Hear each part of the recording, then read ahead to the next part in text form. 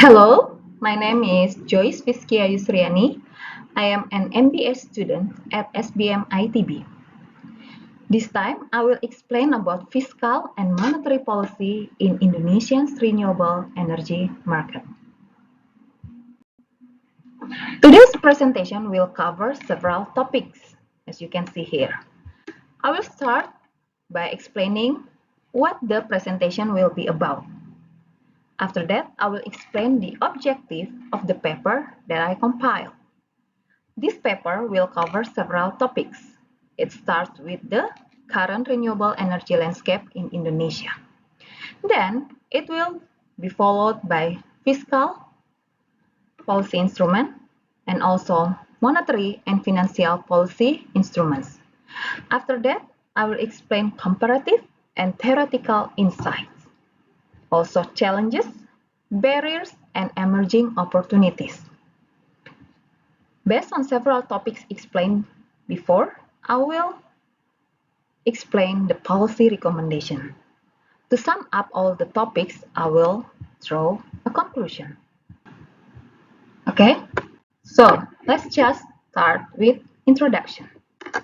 As explained by the Asian Development Bank, based on the journal Indonesia Energy Information by Enerdata in 2020, the primary energy demand has increased by 3% per year since 2010.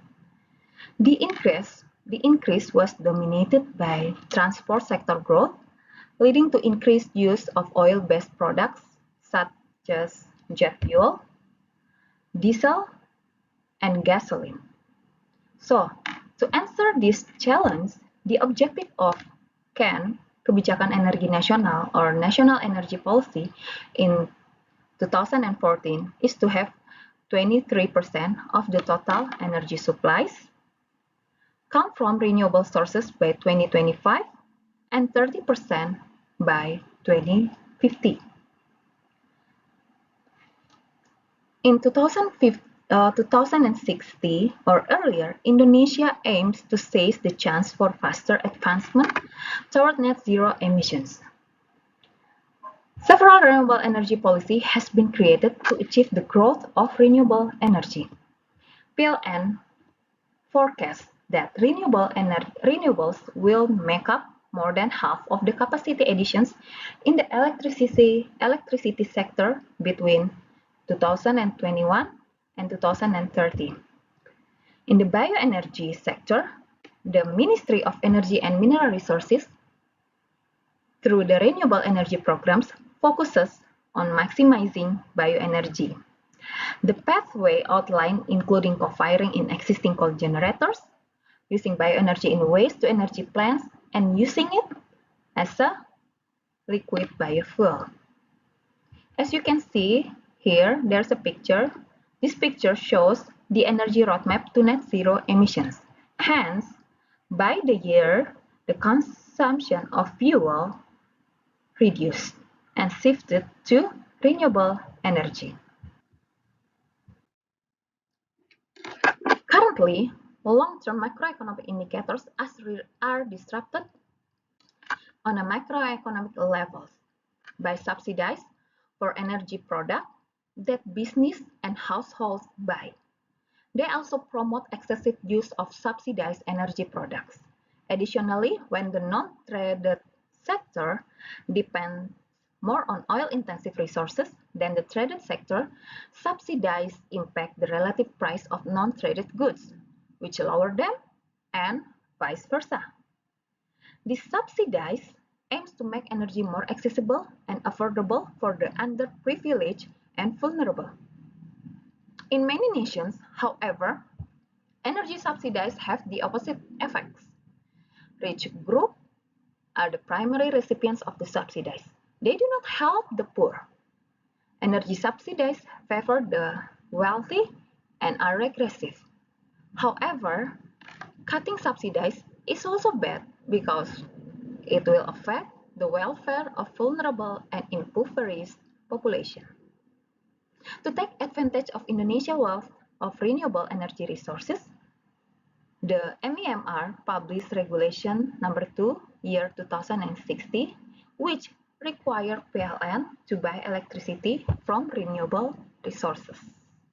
Regulation Number 31, year 2009, replaced this by establishing a uniform feed framework, feed-in tariff framework. In Indonesia, different ministerial regulations govern each technology. Indonesia has a range of feeds rather than a single, consistent pricing mechanism, and local content, voltage, and region-based multipliers are needed to determine the correct rate. Feeds change often as a result. A weakness exacerbated by legal challenges to parts of the solar feed that led to the scheme overhaul is the regulatory uncertainty this creates. As a result, Indonesia has not seen a surge in renewable energy production like its neighbor. Actually, Indonesia have released several regulations and plans for producing renewable energy. There are a lot of it, and I will not explain one by one. However, there are four areas that cover that. First is foundation energy mix, target, and legal framework. The second one is national energy roadmap and procurement rules, and also efficiency and investment law and 10-year planning. And the last one, accelerating the energy transition. So, the objective. This paper aims to evaluate how well Indonesia's fiscal tools, such as feed-in tariffs, subsidy reforms, local content incentive, and carbon trading pilots, and also monetary financial measures such as blended financial package, green bonds or sukuk, green loan windows, and village funds, both drive the deployment of renewable energy. Second one is look at the real-world results and policy design challenges to identify obstacles, highlight new opportunities, and suggest workable reforms to speed up Indonesia's transition to a clean energy system. So, let's continue to the current renewable energy landscape in Indonesia. There are 6 renewable energy resources that I will explain here. First, let's start with hydropower. There are 3 categories of hydropower to generate electricity based on its scale. First is hydro, second one is micro hydro, and the third one is mini hydro. With details of 350 megawatt hydropower and 111.19 megawatt mini hydro, the installed capacity by the fourth quarter was 461.19 megawatt, exceeding the target of 557.9 megawatt for additional micro hydro installed capacity in 2021. A total of 95,003 megawatt of hydro dam potential exists in Indonesia. This can aid the growth of the industry program for hydropower plants based on renewable energy. Then let's continue to the number 1, geothermal. The Dutch drilled the first geothermal well in Kamojang in 1926, marking the beginning of geothermal energy development 100 years ago. It has been in use since 1983. It has 23,766 megawatt geothermal potential. According to updated data from the fourth quarter of 2021, the installed capacity was 2,185.7 megawatt, indicating that a significant amount of geothermal energy has not been used. Thus, the government hopes to boost geothermal use to 7,241.5 megawatt or 16 0.8% by 2025. The third one is bioenergy. Bioenergy is renewable energy source that can meet energy needs in the transportation, industrial, residential, and electrical sectors. It is simple to find a variety of raw materials, including animal manure, agricultural, plantation, and urban waste. Biomass, biogas, household biogas, municipal waste, bioenergy furnaces, and so on and so forth can all be powered by this energy. The goals of the Nation Energy Plan are 9.6 gigawatt from bioenergy power plants and 1.09 gigawatt from biomass, biogas, and waste bioenergy. The vast potential of bioenergy creates more chances for the next generation to directly support initiatives to develop clean energy and bioenergy in several ways. The fourth one is solar energy. Solar energy is one renewable energy source that is expanding quickly worldwide. Since Indonesia is tropical and receives sunlight all year round, energy efficiency is essential.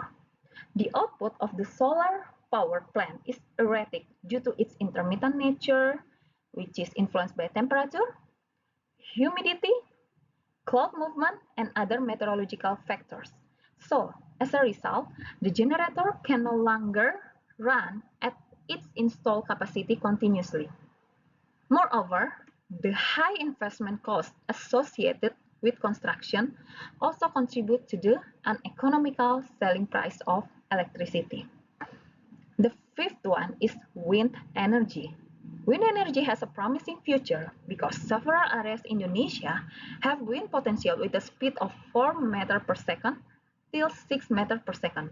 It is reasonably possible to build the plant in several areas in the future. Last but not least is nuclear. Uranium and thorium are radioactive elements used as raw materials in nuclear manufacturing. Potential supplies of those two materials are available in Indonesia. With the assistance of the industrial and economic sectors, Indonesia could construct nuclear power plants to meet its own needs. Due to the availability of uranium, which could develop into a significant export source, it may be the first Southeast Asian nation to build a nuclear power plant. Impact-wise, this energy can offset waste production without raising electricity price. Since it will not harm the neighborhood, the result, which cannot pollute the environment, is buried. That's the current renewable energy. And let's continue. Based on 1.5 Celsius scenario and net zero emission by 2050, Indonesia's energy sector would require between 73 billion USD and 76 billion USD in total investment between 2018 and 2050, according to IRENA's Indonesia Energy Transition Outlook. So if you can see here, this is the breakdown of investment requirement from IRENA's IETO, also investment requirement from ISR DD USD billion. So the bigger one is a solar PV and hydro, and geothermal follows that, but it has a very big in the ISR. Also, energy storage, which is not really big, and also grid. Last but not least is biofuels / biomass and waste in 2.3 only for ISR DD. So let's continue to fiscal policy instrument. There are several. Let's start with the governance institution. So there are 3 governance institutions involved in the energy sector. First is Ministry of Energy and Mineral Resources, MEMR. This ministry governs Indonesia's energy sectors. So all activities, all regulations, all policies related with energy sector go to MEMR. The second one is Bappenas, Badan Perencanaan Pembangunan Nasional. Bappenas is also involved in governing the Indonesian energy sector by preparing Indonesia's RPJMN, Rencana Pembangunan Jangka Menengah Nasional, or National Medium-Term Development Plan, which guides government's programs and budget generally, and energy supply and demand-related national development activities. The last one is MOF, Ministry of Finance, who decides and oversees the budgetary allotment for state spending on MEMR, which the People Representative Council has approved. This includes distributing government guarantees, energy subsidies, and tax regimes for energy infrastructure, operation, and products. I will explain three topics regarding fiscal policy instrument. First is subsidized system. In 2016, 12 consumer classes of electricity subsidies were passed out, focusing on supporting the two lowest consumption classes of 450 volt ampere and 900 volt ampere customers instead of higher income households. Additionally, the government has been trying to enhance the LPG subsidized system. Although the price subsidy has remained in place thus far, LPG reforms like those pertaining to electricity subsidies will only assist low-income and vulnerable households. Subsidies for fossil fuels are not examined monthly, considering the fuel used and the corresponding use subsidy amount. Second one is Green Paper in 2009. MOF released a Green Paper in 2009 that outlined the potential policy measures to help the nation meet its climate change obligations, such as instituting a carbon price and gradually eliminating energy subsidies. Although no legislation was introduced to impose the tax, the paper suggested implementing an initial carbon tax on the combustion of fossil fuels for generating electricity and large industrial installation as of 2014. Additionally, a legal framework for carbon trading and the acceptance of foreign grants or funds for emission reduction is provided by Presidential Regulation Number 77, year 2018.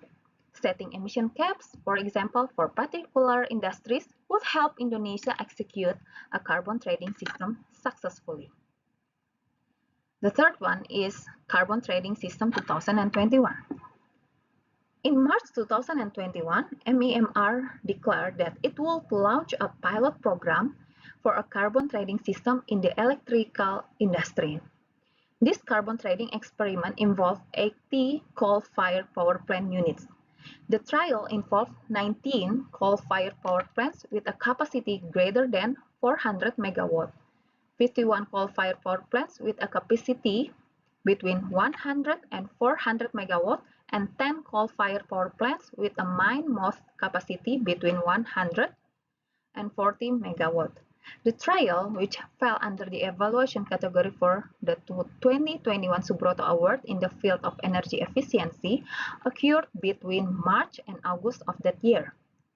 This year's new category, carbon emission reduction and trading in the power generation sector, aims to promote both emission trading and emission reduction initiatives, particularly in the power generation sector. So still in the fiscal policy instrument, Indonesia has been implementing various policy for renewable energy incentive scheme for over 15 years, such as feed-in tariff for geothermal energy in 2011-12, competitive rates and tender scheme for geothermal energy development in 2003, avoided cost tariff for small renewable energy producer in 1995, and geothermal funding. One of the policies governed by the Renewable Energy Development Scheme is financial incentives, as shown in this picture. Okay, this picture shows there are three stages 4 financial incentive. First is pre-investment, then followed by development, and then operation. In the pre-investment, PLN viability guarantee, geothermal fund, and competitive bidding. When it's done, it will continue to development stage, which involve VAT and duties facilities and loan subsidies. And after that, it will go to operation, which involve VAT and duties facilities, mandatory use, income tax, and feed-in tariff. The offering of guarantees by state-owned business to involve the private sector in constructing energy infrastructure is one of several related policies. Productive geothermal sites can also be explored with loan from various funds. The government can lend money to farmers who cultivate crops that produce energy to support the development of biofuels. Fiscal incentives, such as exemption from import taxes and VAT and lower income tax rates, are another way the government implements policies.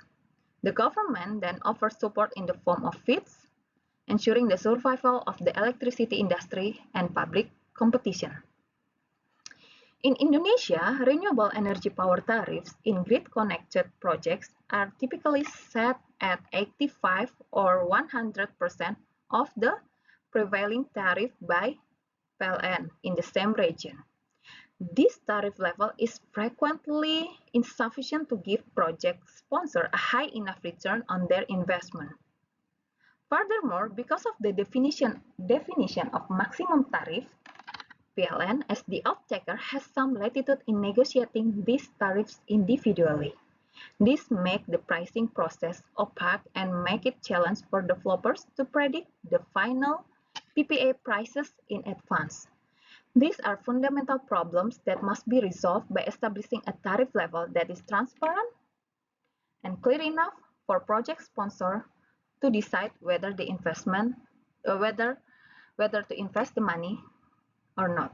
The primary strategies used to address viability and profitability issues in other nations are fixed feed-in tariff, second one is fixed premium, third one is competitive auctions of a long-term PPAs, competitive auction of a top premium over a predetermined tariff or market price, and the fifth one is investment grants.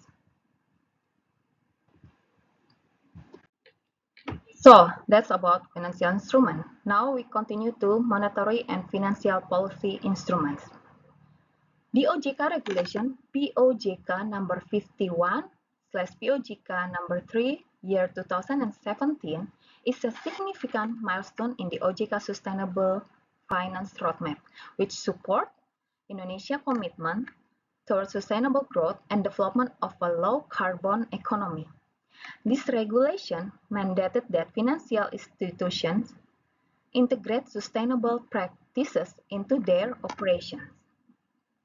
In order to maintain the integrity of the green bond market and increase industrial participation, OJK's Sustainable Financial Roadmap and the Green Finance Taxonomy are encouraging the development of financial instruments like green bonds or sukuk, we call it Islamic bonds, as well as the information and IT infrastructure and IT technology infrastructure. Second one is village fund. In Indonesia, village funds are based on the money given to the local population in a particular village to foster development in a range of endeavors.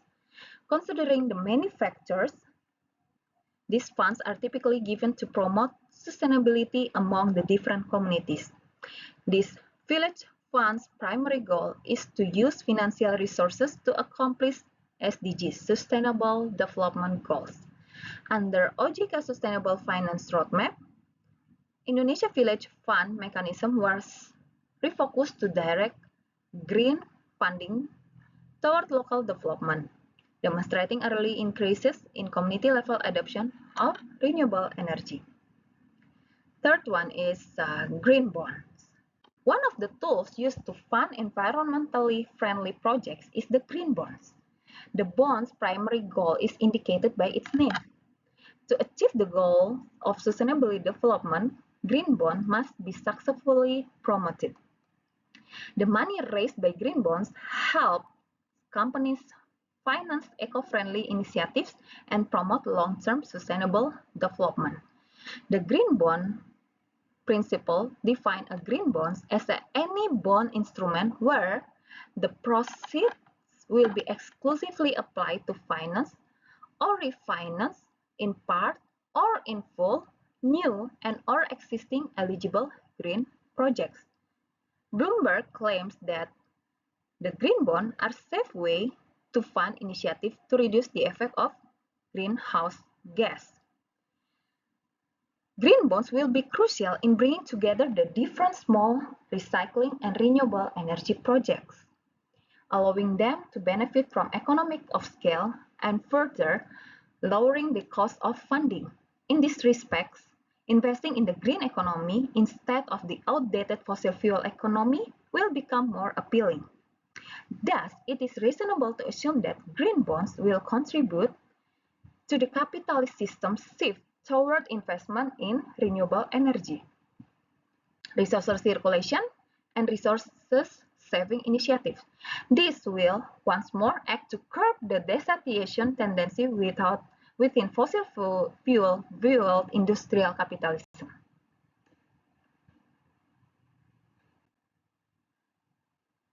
So I would like to explain more about green bonds market. Okay, many climate-friendly development projects, mostly in developing nations, can be financed with green bonds, also known as the climate bonds. How do we envision the market for climate bonds evolving? First, the purpose of the climate bonds is to act as a bridge connecting institutional and wholesale investors with appealing low-carbon investment opportunities. Second one is asset-backed. The bonds are meant to be asset-backed insofar as they direct capital toward actual investment initiatives that produce actual assets derived from low-carbon industrial operations. Third one is maturity. It is necessary to extend the maturity of climate bond as much as possible. Fourth, the debt instrument must be as similar to current vanilla bonds as possible in the field as a new finance renewable energy project. So I would like to explain one of example of green bond issuing. Sapiri and Putra explained that Bank Mandiri, one of the 3 state-owned banks, issued green bonds. Bank Mandiri issued green bonds in 2016, raising 131.9 billion IDR that year and gradually rising to 2050.2 billion IDR by 2022. This bond, which were designed to fund projects that would benefit the environment, were promptly transferred into a special green financing portfolio that covered pollution control, clean transportation, renewable energy, and other sustainability-related areas. According to the study, there is a definite cause and effect relationship. Every increase in green bonds earnings strengthens Mandiri green loan allocation, financing initiatives that reduce CO2 emission in the transportation sector. In addition to growing its sustainability funding footprint as the green bond program developed, Mandiri also showed that these instruments can successfully attract private capital for Indonesia's low-carbon transition. Okay, now we come to comparative and theoretical insight.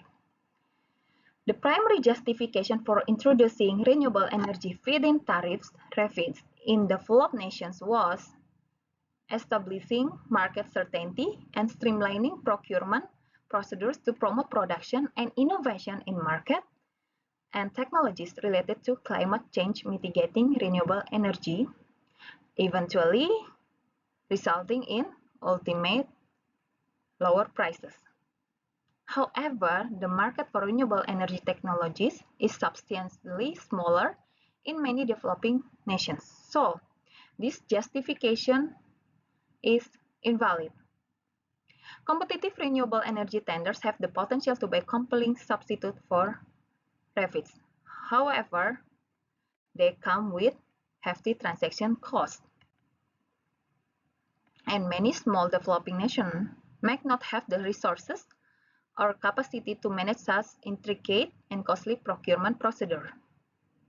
Although effective design evaluation requirements should not be understated, REFIT programs are typically simpler. And additionally, auctions may encourage underbidding, leading to future contract failures. However, dynamic reverse auctions have been proven beneficial in the case of wind energy in Brazil, where competition has significantly reduced price. It will be intriguing to examine the potential for a hybrid design that uses non-price factor to weigh winning prices from a dynamic reverse auction. Governments might be hesitant to enact environmental taxes because of concern about the possible harm they can do to important macroeconomic factors like GDP or employment, which are raised in the theoretical and political debate. However, there is no solid proof that the carbon tax has a detrimental impact on GDP growth or employment. At the very least, there is no evidence to support the idea that carbon taxes will kill jobs or growth. Furthermore, a double dividend hypothesis combines the economic and environmental aspects of environmental taxation. It posits that a double dividend could result from using environmental tax revenues to reduce more distorting taxes. At first, dividend through the accomplishment of a particular environment objective, followed by a second dividend in the form of favorable macroeconomic consequences. When comparing the yield of conventional and green bonds, it was discovered that there is a significant, albeit slight, difference. The yield of conventional bonds is higher than the green bonds. This enables issuers to profit from the growth of the bondholders' base via this asset class, particularly for financial and low-rated bonds. Low enough to avoid showing a significant differences in value between conventional and green bonds or deterring investors from funding the growth of the green bonds market. Due to these factors, Indonesia can attract environmentally conscious investors to bond markets and offer them a little to no return compared to traditional bonds. So, what are the challenges and barriers that we face right now? The Indonesian government allocates substantial portions of its budget to subsidize in the energy sector, such as electricity and LPG. However, these subsidies are often misdirected.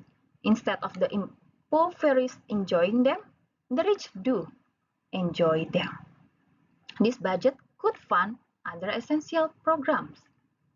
The government has changed its policy and subsidized several times.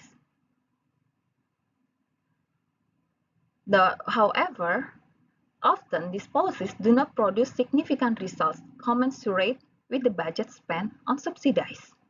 Therefore, policy changes require reforming regulation, including presidential and several ministerial regulation. In addition, cross-ministry cooperation should be strengthened when implementing policy changes. Although Indonesia has many renewable energy resources, obstacles prevent their wider uses. Indonesia cannot establish a low-cost renewable energy market at any scale due to obstacles in the current institutional framework, especially those regarding stringent procurement and implementation regulation. Due to unpredicted and uneven contract risk allocation, which includes the practice of renegotiating contracts and power purchase agreement or PPA, design strict local content requirements, and risk from inexperienced renewable energy developers, Indonesia has the highest financing cost for renewable energy projects in the region. The unstable policy and regulation environment discourage private and foreign companies and capital from entering the market, although they would help close the gap. Last is about local content requirement. One major obstacle for renewable independent power producer or IPPs may be local content requirements. To expand the nation's manufacturing base and support broader industrial development and job creation objectives, Indonesia applies LCR to the power sector, including certain renewable energy technologies. The minimum LCR for solar photovoltaics (PV) have increased from 40% in 2012 to 60% in 2019. Developers may find it challenging to launch projects due to these requirements, which are exacerbated by the generally small size of local manufacturers and the lack of market competition. LCR can also significantly impact project investments costs due to the higher price for locally made and assembly components. Besides challenges and barriers, we also have emerging opportunities. The solar power plant has much potential, despite its inability to run continuously because it depends on seasonal conditions. The government released a regulation in 2019 that intends to give all consumers access to rooftop solar plants so they can use renewable energy sources and become energy independent. Another option is build a solar street lights, which generates electricity from sunlight. The last one is following Indonesia's status as a tropical and archipelagic nation. Rooftop solar plants can be used also for water and on land. After that, floating solar power plants were positioned on lakes, reservoirs, and other bodies of water. An implementing regulation issued by the Ministry of Environment and Forestry in October 2022 requires sectoral ministers relevant to the national determined contribution to publish a carbon trading roadmap based on emissions considerations before launching an emission trading scheme. This will align with the Ministry of Finance's upcoming carbon tax roadmap. This is necessary to guarantee that a single carbon pricing tool will apply to every sector. In addition, there are chances to further cut back on fossil fuel support, which could improve welfare and economic efficiency. Some steps can be taken to help move the process forward gradually, but the current economic climate does make it challenging to reduce subsidies for fossil fuels. In other sectors that produce many emissions, fiscal tools could be used to discourage emission. For more substantial overall incentive to decarbonize, there are chances to encourage greater uniformity across fiscal instruments, including those in the transportation, coal, agricultural, and residential sectors. So, what are the suggestions? First is on fiscal policy suggestion. There are 4 suggestions here. First is revamp FEED policy framework. Second one is change broad energy subsidies. Third one is positive incentives. Last but not least, the fourth one is continue carbon trading program. When implementing the FEED policy framework, Indonesia ought to take cues from Philippines. The energy sectors in the Philippines is better regulated and more focused on the market. Compared to Indonesia, the Philippines' energy market politics are simpler. Furthermore, several best practices, including shifting costs to the end user, using a transparent and uniform rate structure, and combining tariffs with financial incentives, have been associated with the Philippines' success in promoting the growth of renewable energy. However, The Indonesian feed schemes have undergone frequent changes, which have led to regulatory uncertainty. This weakness was exacerbated by legal challenges to certain aspects of the solar feed-in tariff, which led to a scheme overhaul.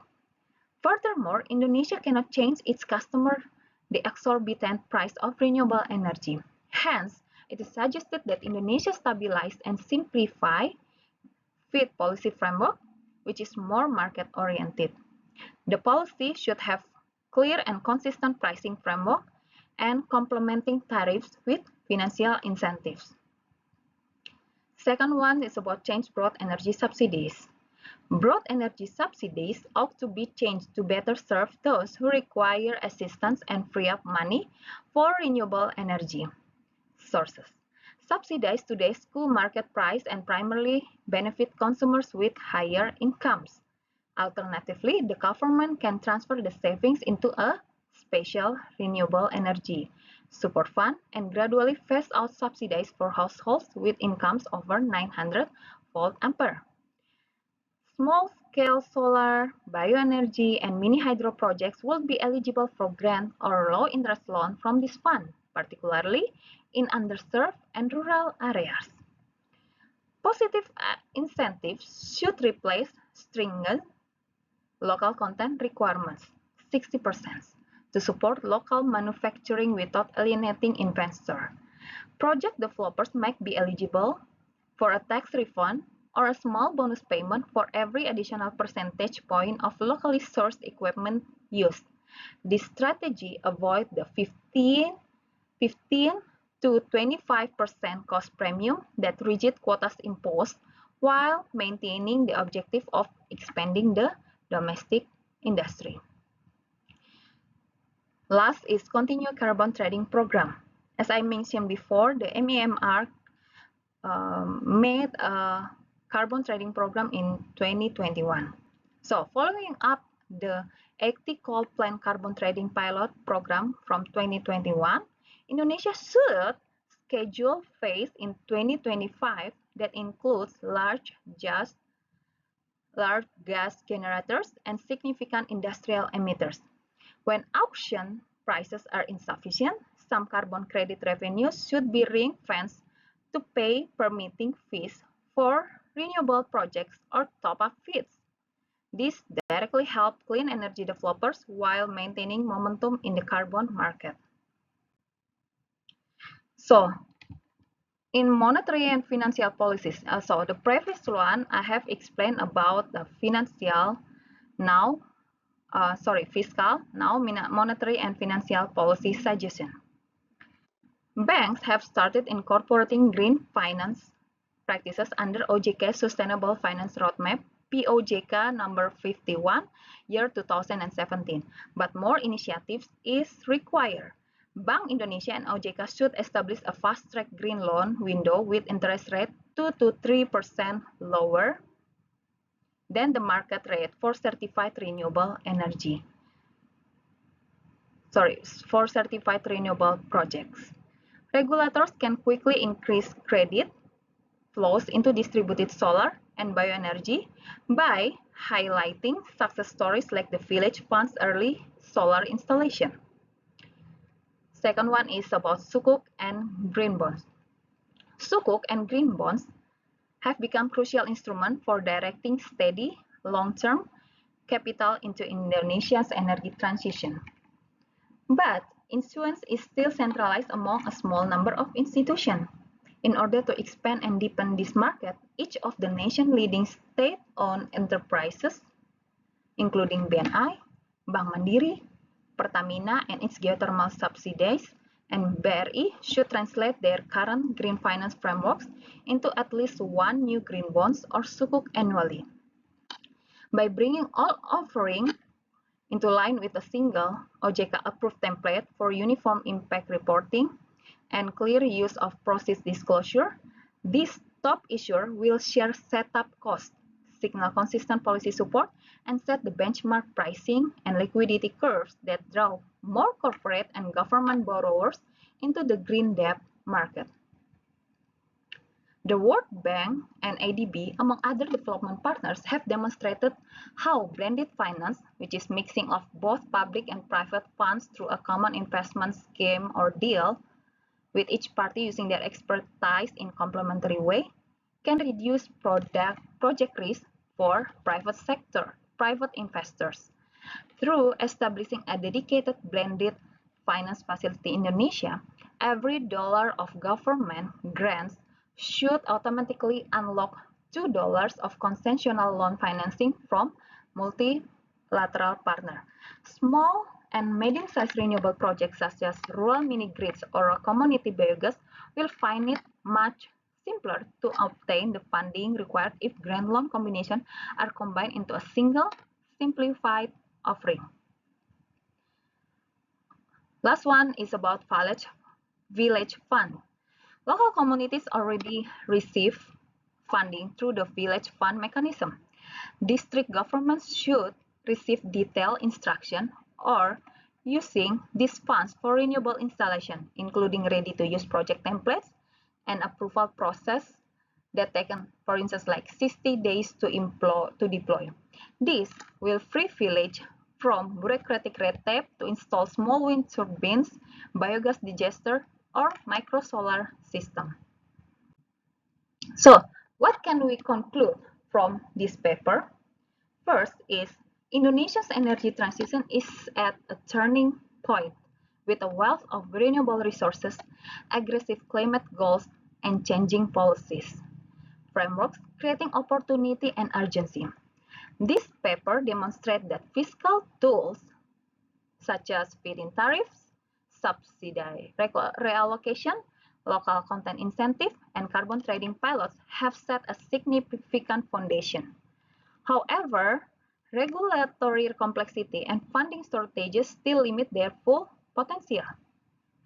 Similarly, financial and monetary initiatives such as green loan windows, green bonds and sukuk, blended finance facilities, and the refocused village funds have started to direct institutional and community funds toward renewable energy. But scale and uniformity are still lacking. Examining the regulatory past show how inconsistent modifications have increased and decreased market trust.